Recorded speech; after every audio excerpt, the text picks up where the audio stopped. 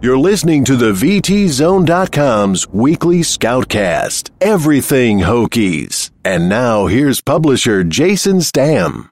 Welcome to another edition of the VTZone.com Scoutcast. I am publisher Jason Stamm. We are into the new year. It's our first podcast of 2017. Skip, we've made it another year. I'm here with our man, Derrick'Skip Hopkins. Skip, Happy New Year, buddy. Man, appreciate that. Happy New Year to you, man. So are you in the misses already for 2017? Yeah, we're all set, ready to go. You know, ready to conquer 2017, man. Ready to see what's in store. Have you made any New Year's resolutions? I mean, I don't really do New Year's resolutions. I just make some goals, 2017 goals, and, try to, knock those out. That's what I don't do I'm going to work out every day, try to get back in shape to the beach, No, I don't. Yeah. I don't do that. Yeah, well, it's hard for me to do something like that anyway with a baby. So I'm lucky to even get some crunches in, man. Maybe every now and then I can steal in 15 minutes to getting some crunches and some sit-ups and stuff in. That's about as far as I'm getting right now. Yeah, you can definitely do some crunches. You can do some push-ups with the baby. You do some presses. Hold the baby on, press the baby.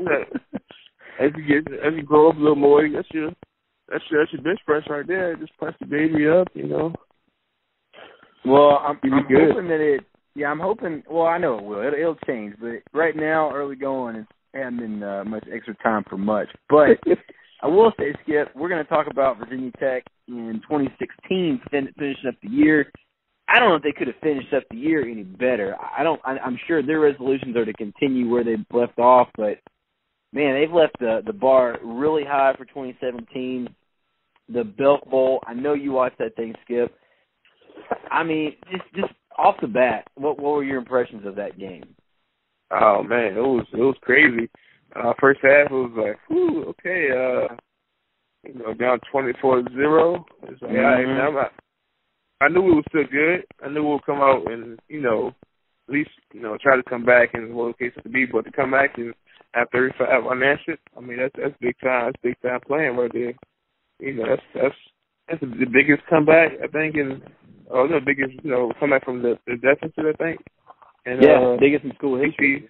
Yeah, school history. So, hey, man, that's crazy. I know we came back from 20 down against Duke, I think, back when I played. Remember that game? But come back from 24 and the bowl game to a decent team. Arkansas wasn't bad. It wasn't like the worst team in the SEC. But so, I mean, it was a decent team. But to do that and do it in the way they did it was something special. Yeah, for anybody who doesn't know, you've been under a rock for the last week. So, but 35-24 was the final score.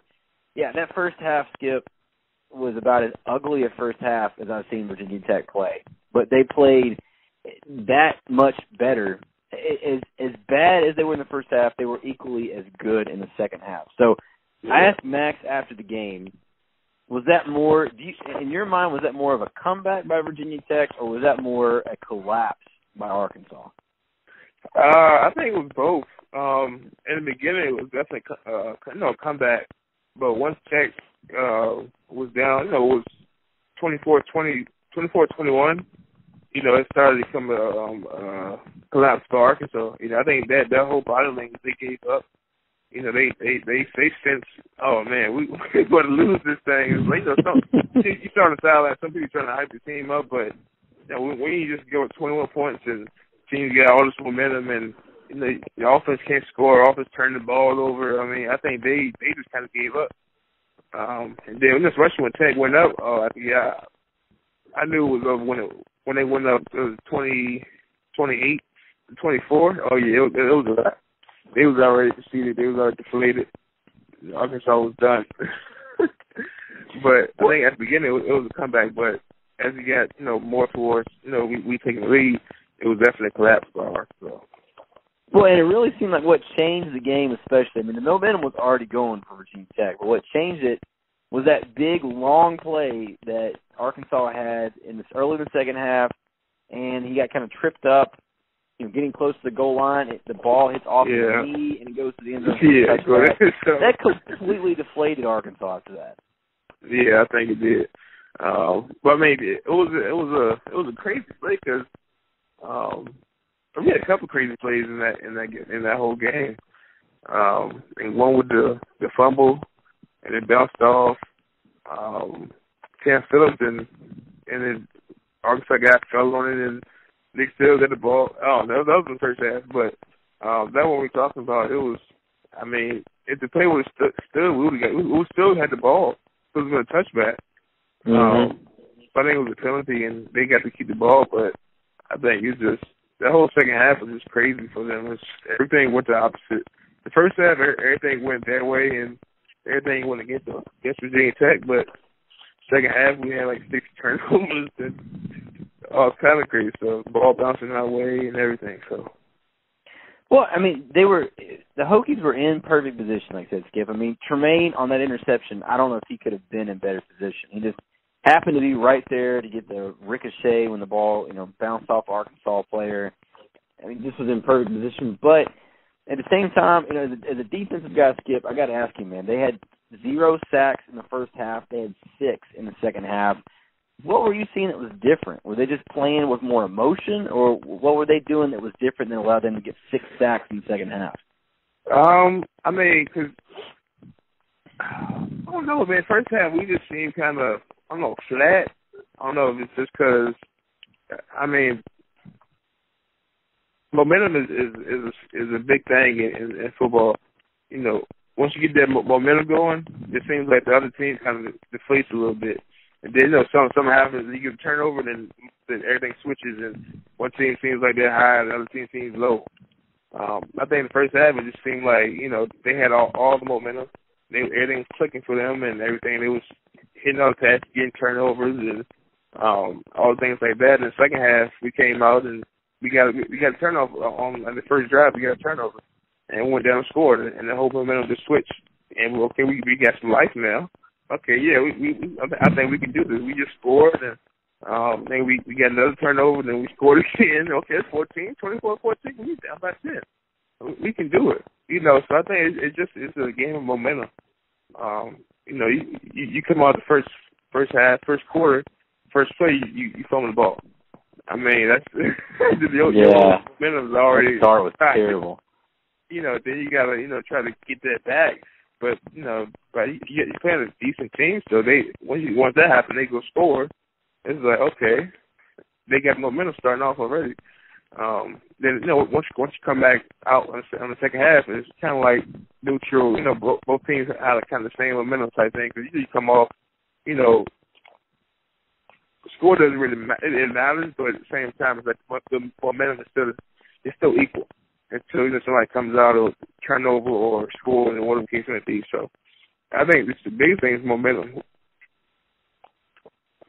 Yeah, and I mean, you talked about it exactly, Skip. I mean, I don't know what Gerard was looking at on his interception, and he kind of lofted it in there in the first half. And that opening drive fumble was the first play of the game. Yeah, first play. Ball. Unbelievable. I mean, I don't know if it could have gone any worse. It was just, I mean, Gerard was not looking like himself in that first half, and he totally turned it around in the second half. So both sides of the ball, and, Cam Phillips being the MVP, I don't know, did you agree with that, or did you think somebody else maybe could have been that MVP? I think he had a overall the best game for his first half and second half. Isaiah Ford came out second half, and they started throwing the ball a little more. For the first half, Cam was the one kind of, was getting all the touches and, was kind of keeping us, at least going a little bit. When they first half, Isaiah only had maybe like 1 catch or something like that. Mm-hmm. But Cam, the whole game, his whole game, from the first quarter to the fourth quarter, he was making big plays. So I agree with that. I mean, only other person you can probably go with is Chicago had a pretty good game, and Luke Reynolds had a good game with defense. But most of their plays came in the second half. It was a whole, full complete game. Like Cam Phillips, he had a whole full game. That he played well the whole game. A lot of other players just played good in the second half. So yeah, I agree with that. Yeah, I'm with you, Skip. I've got no problem with Cam being the MVP. I will say on defense, you mentioned Mook. I thought Mook, that was the best game I've seen him play, in the couple of years he's been in Virginia Tech now. 5 tackles, 3 of them for loss, 23 yards lost on those tackles. So, and 2 sacks. And those 2 sacks he had were extremely timely, really threw off. I mean, I think one of them was an intentional grounding, ended up being called on Austin Allen, the quarterback. So just perfectly timed on all of his – I mean, I don't know if he could have played any better either. But, yeah, you mentioned Shagog. Shagog had a big game, 6 tackles. Tremaine, I thought, had a big-time game. Obviously, that interception, had a sack and was in on another one. So, all around, that defense played great. I think, if I remember right, Skip, it was 68 yards is what Arkansas had the second half. So yeah, they really shut them down. Yeah, I mean, in the second half, they came out and they had another. They took it up to another level, and then once you get a team to once you make a team one dimensional, you can just go, you can just eat. Once you make them like they have to pass. Oh man, you can just go. You can cross the finish. You got Mook coming, you got Shagog coming, you got Andrew coming, you got everybody coming. So once you know it's passed. You can send blitzes. Yeah, you got corner blitzes coming. You got nickel blitzes coming. You got all kinds of blitzes coming in the second half. So once you make a team one dimensional, you got it's a whole bunch of stuff you can do to kind of mix up stuff. So that's what kind of happened in the second half. They Arkansas became one dimensional because we got all this momentum. They stopped on first down and they got to pass. So, I mean, it's the first time in 5 years now, Skip, that they finish with double-digit wins. They get 10 wins. How big is, I don't know if it's that part, but just overall, how big is the finish, the 10 wins? How big is that for the program and where it's going? I think it's good, man. I think it's great for the program. It's great for Coach Fuente. It's great for Coach. It's great for just Virginia Tech. It's great for Coach Beamer. Because I say Coach Beamer because people was looking at Coach Beamer was like, oh man, the recruiting was bad and you can't get good players in there. And I mean, Coach Fuente come in and bring a different structure to it, personal offense, then we get 10 wins with the same players that Coach Beamer pretty much recruited. That brought in pretty much. Besides, a couple of guys like Evans and a couple other pieces, but it's those guys that played this year, the guys that were recruited by the old coaching staff. For the most part. So, for them to come out and win 10 games, it's not lack of talent. It was just lack of certain coaching points or certain plays and things like that. So, I think it's good for Virginia Tech to show that we still have the players. We still have players that can contribute and on the high level. So, I think it just the guys looking for coaching staff and the recruits that's coming in, the players that's already there. So I'm looking forward to next year and the future. Yeah, and I've heard some people say they thought this year was a rebuilding year. I never thought this was going to be a rebuilding year. They had too many weapons. When you've got Isaiah Ford and Cam Phillips and Bucky on offense, I don't think I'd call that a rebuilding year. But I think they definitely exceeded expectations. Definitely exceeded my expectations. I know before the season, I thought 8-4. I thought they'd lose a couple of games. They didn't. I never thought they'd be the Coastal Division champs. I never thought they'd get to 10 wins, obviously. So I think they big time exceeded expectations. I mean, does this set the bar higher for next year? Yeah, it definitely set the bar higher for next year. I mean, for the most part, we got a lot of guys coming back. I think this year was only 12 seniors, 13 seniors, I think. Yeah.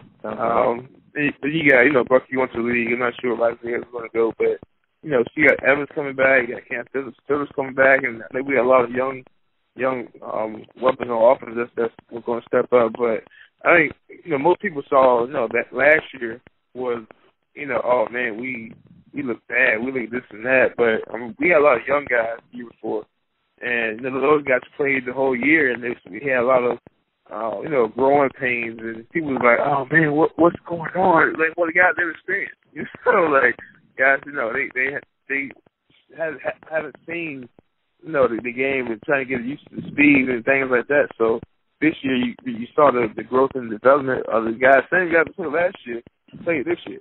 Especially on defense. Offense is different, whatever. But guys like Luke Reynolds and Alexander, all these guys that played last year, and they didn't make the tackles, didn't make the right plays last year, is making those plays this year. Not just by different scheme, but just by another year in the belt and growth and development, and seeing different things that comes with experience. But the bar is definitely set higher. 10 wins this year. We need 10 or more next year. We need to win the ACC next year. So, sky's the limit. Yeah, so no pressure or anything. But no pressure. You mentioned Bucky, and he did declare for the draft the day after the game. To me, of all the guys to declare, he's probably I was the least surprised. Like, the dude's 6'7", and I think there's no secret. He's definitely raw. He needs some work, I think, still. But so many NFL teams are just killing to find somebody who's as big as Bucky is. So, oh yeah, were you surprised at all? No, heck no. Bucky's gonna make a lot of money in the NFL. He's gonna make a whole bunch of money. I'm not sure where he's projected. I think I know it's first 3 rounds, but I don't think he's going to be any lower than the second round. I can't see that guy dropping any lower than that. Even then, I'm thinking like the beginning, like early second round. Yeah, definitely that. So I know. He's Buck's a good guy, good kid. So I'm excited for him. But yeah, he's making a lot of money somewhere. Some team, some city's gonna love him. Well, and we were talking about Skip. We knew that. Kind of a foregone conclusion. I think Bucky was going to go. It sounded more and more like there's a very good chance that Gerard Evans could join him. I know you talked about earlier like you thought he would stay, but do you think he's going to have a chance he could go? As small chance. He had a good year, but I don't think I doubt he was on any board that any mock board that these draft people come out with. I don't think he's on any board. If he is, he's like real, top 20, top 15, and if that's the case, you might as well wait the next year and have a great year next year and become a top 5 pick, or top 5 quarterback. So, if he does come out, I think it'll be the wrong decision to say, because if you come out, you become a free agent. It's like you should have stayed, or you come out, become a 6th, 7th round pick. You probably should have stayed another year so you can bump that up to either 3rd or 4th round. So, I think he should stay, and if he's thinking about coming out, I hope he decides not to. But yeah, I just hope he decides not to, and I don't think it'd be a smart move unless he knows he's gonna be a top 3 round pick. He put his papers in, and they say yes, you're a top 3, round 1 between 1 and 3. If they say later rounds, I'll stay. I'm with you. I think Gerard needs one more year, and why not? I think Virginia Tech needs him to come back one more year. They need him to be the guy for one more year and keep it going. Yeah, they definitely do. Yeah, they've got a good quarterback coming in next year, but the coverage they don't have a lot there if Gerard, if he's not back. I think they're really going to be in trouble. So I don't know. I think it's the odds. I feel like are more, have gotten a little more that he could go, because I didn't think it was even a remote shot, and now I think he's actually considering it. So I think it'll be interesting to see what he does do, but. We're still waiting to see on Isaiah and Cam. What do you think about those 2 guys? Are they going? Honestly, Cam is not. I know he's not. Especially you got Bucky leaving, and say Isaiah does leave. He's gonna be the man. So it's gonna be his show, and he's gonna be able to lead and just get pretty much all the balls thrown at him. So if I was him, I would definitely leave. next year is going to be his time to really shine. Isaiah, if he didn't clear yet, I really doubt that he's going to. He might wait until he might have put his papers in late, so he might not heard anything back, which would be, it's really late in the game to, most people put their papers in, after the last game of the season. If he didn't put it in yet, you really late in the game. But if he doesn't say anything this next week, the next couple of days, then he's most likely going to stay. Because, most people are already, getting ready and training and stuff for it. He can't go to the combine, but, training for his pro day and things like that. So, if he next couple of days, next week, if he hasn't said anything, he's going to stay. Yeah, that's what I'm thinking too. I think honestly, we thought Isaiah may go, and I think he's leaning more and more towards staying, which could be even bigger for big things next year as far as expectations and stuff. But Skip, I've got to ask you real quick. I don't know if you even saw this. Did you happen to see that it was a decommit during the middle of the game? Yeah, I saw that. It was.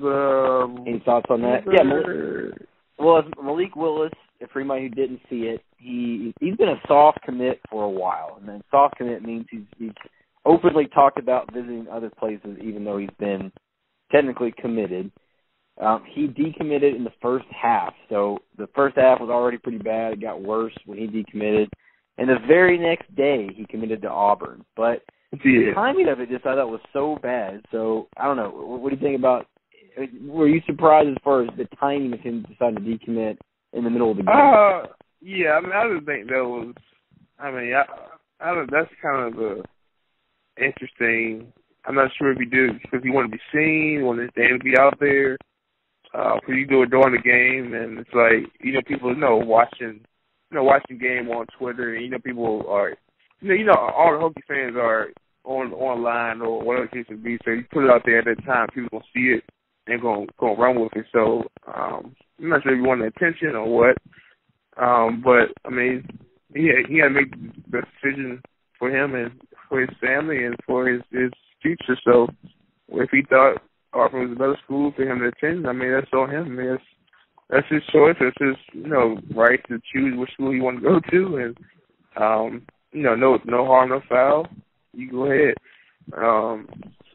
And we just hope the best for him. He's a 18-year-old kid, so they people change their mind, and they're young.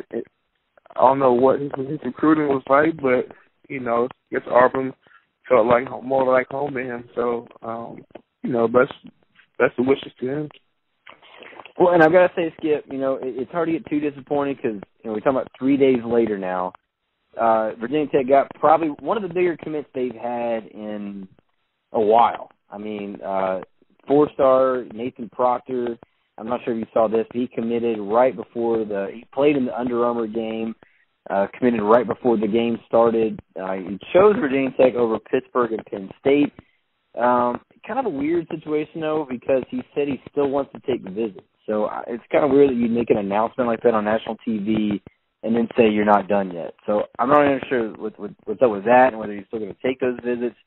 But he's 6'3", 220. I know they've talked about using him, at least what they're telling him, they want to use him just like they use Daddy Nicholas. And I know exactly, from playing with Daddy, 6'3", 220, if this kid can be used like that, kind of a defensive end, stand-up, be the outside linebacker, what does that mean for Virginia Tech going forward?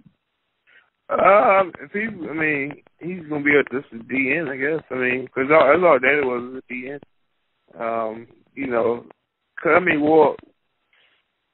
It seems like, just by watching on TV, we are doing a little more different schemes than that we did when I played. We had those schemes in the playbook, but we never ran them. But this year, I think that they're doing more 5-man fronts and sliding guys and doing little different things. So they might use him as a standard DN or stand-up type linebacker sometimes, but if he can play, he can run. I mean, I can see that. But if he's gonna be similar to Daddy Nicholas, he's just gonna be like a DN. So he might drop in coverage, every now and then on different blitzes if he's that blitzes that we run. But I mean, he's just gonna be a regular DN. Well, I'm just thinking towards Coach Daddy's last year, they kind of used him. He was kind of like a hybrid in some spots. He was a hybrid. But that's just certain personnel groups of when we play somebody. We played somebody they have him run, I think, and he was a hybrid guy that was able to set the edge and things like that. But I mean, for the most part, he was just a DN. I think it was either Boston College or Pittsburgh or something like that. Mm-hmm. I think they used a hybrid guy. He was setting the edges and he was moving to one side. I think it was Boston College, if I remember right. Boston College. They're heavy run team, so it's just they want somebody that's with some strength on the edge, set the edge instead of like a DB or outside linebacker. So, but for the most part, he was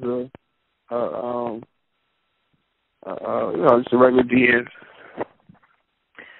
Well, if this kid is half as good as Daddy turned out to be, I mean, Daddy was a little raw when he first got to Tech. I mean, I know you remember how Daddy was. If he turns out even half as good as Daddy was, I mean, this kid is obviously, I think, better going in than Daddy was when he went into Virginia Tech. So he's got that going real raw. Daddy was just an athlete. Daddy, football knowledge was. Didn't Daddy only play like a year of football or something in high school? Yeah, he played his senior year. He played football, and he's just a raw athlete. His football knowledge was, wasn't that high because he only played 1 year. But being with Virginia Tech and under Coach Wiles and Coach Foster, just learning and developing, and he's able to go into the NFL and produce. So, it doesn't matter where you started, it's how you finish. So. He worked hard and he learned all the stuff he needed to learn. So, and then he's an NFL playing, producing. So, well, Skip, we've been in this podcast now. What's it been? 25 minutes, almost 30 minutes. And we're just now, and there's a lot of stuff going on. We've been talking about a lot, but that just shows how much stuff is going on that we're just now going to talk about basketball because Virginia Tech basketball had one of the biggest wins in school history, I think. I mean, beating number 5 Duke. I mean, not just beat them, smear. I mean, they just stomped Duke from beginning to end, 89-75. I know you said you didn't really get to see much of the game, Skip, but what does a win like that do for Virginia Tech? Oh man, it's big. I mean, to beat Duke, I mean they was in the top 10. I think they was in the top 10, right? Yeah, number 5. Yeah, the 5. So okay, yeah, they're a big time school, big time program, and their reputation is always the top program in the NCAA. But to beat them, and I mean, we've beat Duke before, especially at home, right? But not in the fashion. Not like that. Yeah, not like you just up at 20 or up at 18. It's like what? Normally it's a close game, and we might beat them hit a last second shot, or all the teams they beat, but to beat them by 15 or whatever the points, the spread was, but just to beat them that fashion, and we throwing alley-oops on the backboard and stuff. It's like against this, you know what I'm saying? We throwing out the backboard slamming, and this is the last statement. What? That's not what we do against Duke. Normally it's we struggling to get some threes up, man. We struggling to score, but oh man, that was a big win, and it's just exciting for Hokie fans, and just exciting for the whole team to know that we beat Duke without any struggle. So I mean, I see the season should be a good season. I think my favorite stat, or at least my number, Skip, was that it was 7 minutes and 38 seconds left in the first half, they went up by 10, and it was never lower than 10 the rest of the game. They were winning by double digits the entire time. Got up as much by 20 at one point. And then, I don't know if you saw at the end, they stormed the court. Most of the time, I hate when people say storm the court. Like, it's so overdone, and it's dangerous. To me, it's just stupid. But this was like one of the only instances I didn't have a problem with it. Nobody got hurt. It was, it was really calm, and it was for a court storming. But I don't know. I was okay with it this time. Yeah, I mean, it's nothing wrong with that, man. You just don't destroy no equipment, It'll be fine. Just don't bring the basketball court down. Yeah, we just going to take the whole net off. No, don't do that. But some people take the whole goal post down and stuff like that. Somebody got to take that and put it back up. It's not like it's just going to magically go, stack itself back up. Somebody has to go actually, put that back up. It'd be a little hard to take down the basketball goal and make it out of castle though with it though. Oh no, I'm sure people will find a way. They'll definitely find a way. But yeah, I mean, it's just a big win, and doing the fashion that we did, I mean, it's something special. Well, and that's one of those games. I'm excited for a couple of things. I'm really excited to see where they end up. They're going to be ranked. They've been barely out of both polls for. I mean, it's been like 3 or 4 weeks now. They're like 26th, 27th. So they're going to be ranked. I'm thinking they're going to be ranked like 18th, 19th, something like that. I think the other thing, I don't know how much you pay attention to it. I like to look at it. I think it's really interesting. I always keep up with what Joe Lenardi has with his bracket, predicting the brackets. And I think he had him as an 8 seed. I think this is one of those kind of wins that right now could put him up as high as like maybe a 5, probably a 6.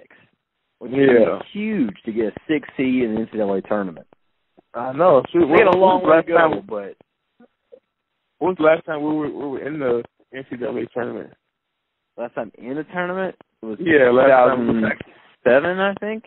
Yeah, it's been a while. I think it was before I went to school there. So to be even in the to be projected to be in the NCAA tournament is a step up. So we just got to keep playing, and can't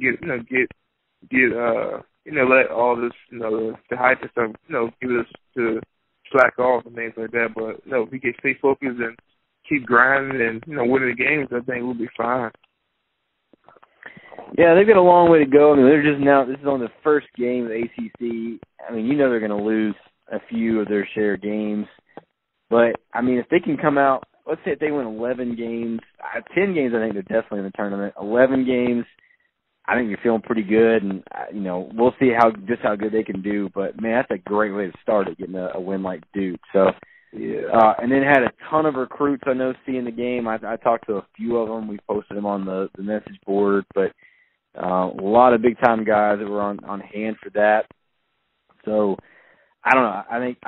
I don't think this last week could have gone any better for Virginia Tech between the football win, the basketball win. I know women's basketball is still 13-0. I mean, I guess between them, what now? They're 25-1 men's and women's teams.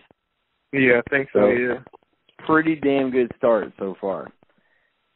But, definitely a good start, and way to finish out 2016. And getting that momentum, like we were talking about the football, getting that momentum same way, and just to Virginia Tech. We got momentum going to 2017, and sports. I think wrestling is number 6 or something like that, and soccer had a pretty good year. Just to keep the momentum for just all the sports into the next year to. Keep everything going in the right direction. But as a program, it's big. So, yeah, I definitely think they're heading in the right direction. I mean, they've got some big time recruits. We've talked about them coming in next year in basketball, and then you get some big guys. They don't have too many big guys right now. I mean, Steve has turned out to be a really, really good big guy, but they got to have some help. He can't do it by himself. They got to find a big man too. We need somebody around 6'10". 6'10" African dude or something just to go in there and jump just like I was watching Baylor the other day. They got they got two Africans in that joint. Just jumped over here and like, yeah, that's what is that? They like 6'9", 6'10", it's jumping. It's like shooting threes and everything. I'm like, oh, what's this? That's what we need right there. Like, you got dudes, I think he's 6'9", so kind of like LeBron dribbling that jump, left-handed. I was like, oh, okay, shooting threes. I'm like, okay. Well, I think they number 4 or something like that, but I was like, oh, man, they pretty good. Yeah, and, sometimes you get some of those guys that can really ball. And a lot of times those guys are really raw, though. So I don't know if I'd say you definitely want to get one of those guys from Africa. They aren't all that raw, but a lot of times they're really, really raw, and they're all like 6 too. Yeah, but they're 6'10", 6'10" and long. Like, oh, they put their hand up, touch the rim. It's like, yeah, that's the type of size that we need. Right now we got 6'8". You supposed to be a power forward. You supposed to be a 3. you the 3 playing the 5, bro.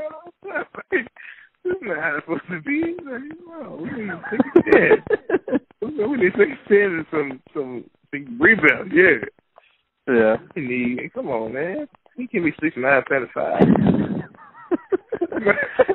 Well, I guess if Skip was playing, if Skip was a coach, we'd have a team full of decent guards and a bunch of African guys. No, not all African. I just want African height. You see a lot of Africans. They be tall. They be tall. Yeah, they can run. You know, they're not tall and just big. They're tall and they can move. You know, they be jumping everywhere. We need something like that. Well, Skip, on that note, let's finish it out here. You got a shout out for us? My shout out goes to, I don't like Clemson. Shout out to Clemson. They going to the, and then ACC going to the national championship, and plus you got a Springer on the team that might win the national championship. So really, I don't think I realized they had Springer on Clemson. Yeah, Kevon Wallace. He graduated last year, and he's playing. He didn't redshirt, so. He's out there, number 12, I believe.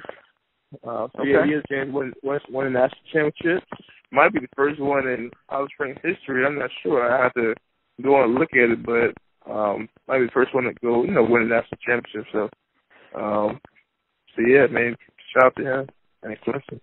Even though I don't like Clemson, they beat us like 4 times in my school history. When I played, they beat us like 3 times. Twice in 1 year, so I don't really like Clemson like that, but, shout out to him and what he's doing out there.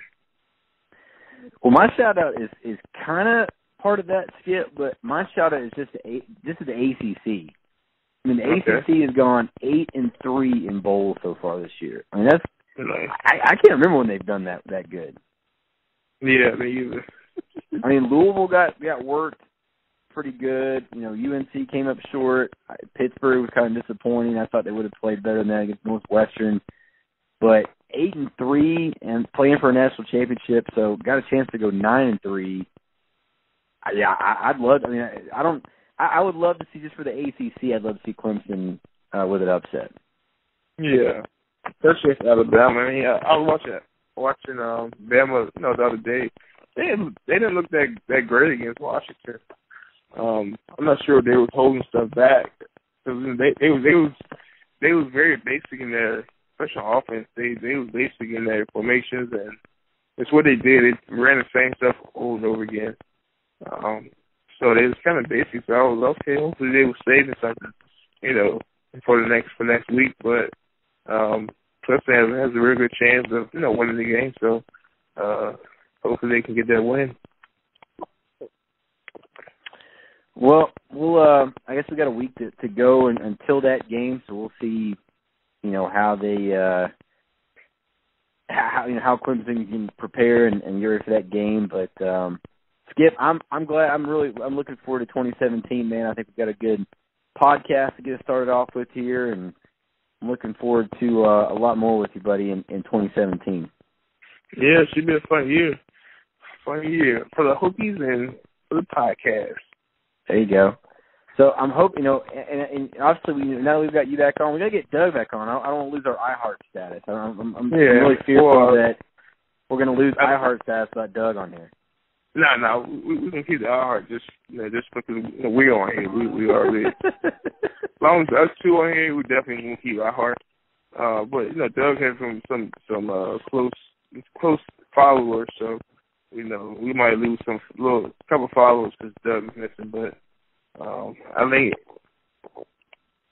our heart stamp is already in effect. So, as long as we're on it, it's already stamped in. So, well, let's hope we can get Doug back on here next week for his first podcast of 2017, and we'll really be in gear then. But yeah, lots of stuff going on. We got lots of stuff still coming. So for Derrick'Skip Hopkins, I'm Jason Stamm. Thank you for checking us out this week on the podcast, and we'll see you back here next week.